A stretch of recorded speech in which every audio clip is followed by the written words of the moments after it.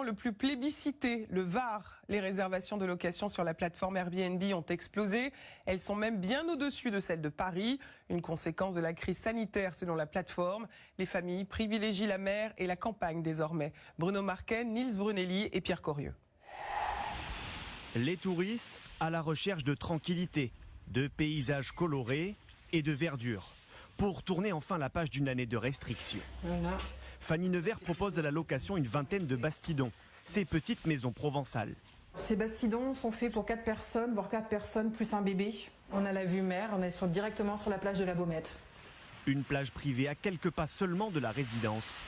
Pour juillet et août, et même septembre, tout est complet. On a beaucoup de familles avec enfants qui ont besoin de s'aérer, des seniors, beaucoup de personnes aussi en activité. On a beaucoup de Français, beaucoup de Français, et doucement, les étrangers commencent à revenir.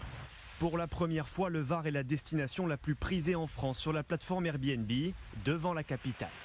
Et cela profite à l'ensemble du département, du littoral à l'arrière-pays varois. Alain Ravanel, maire de Carcès, croit savoir ce que les touristes viennent chercher ici. C'est le petit village, c'est la campagne, ce sont les marchés typiques provençaux, c'est peut-être certainement même l'accent que nous pouvons avoir chez nous. Je crois qu'aujourd'hui les gens sont peut-être en recherche d'un peu plus d'authenticité. De l'authenticité, Claude Pinet en propose à ses nombreux clients avec sa maison d'hôte typique de la Provence. Pour cet été, il reste encore de la place, mais elle ne se fait aucun souci. Mais bon, on a toujours séduit avec notre soleil et notre ciel bleu. Je me fais pas de soucis parce que les gens réservent de plus en plus tard et ça va être plein quoi.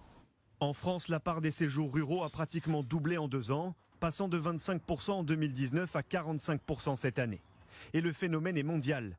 Londres a par exemple perdu sa place de première destination en Angleterre sur Airbnb, au profit de Cornouailles, au sud-ouest du pays.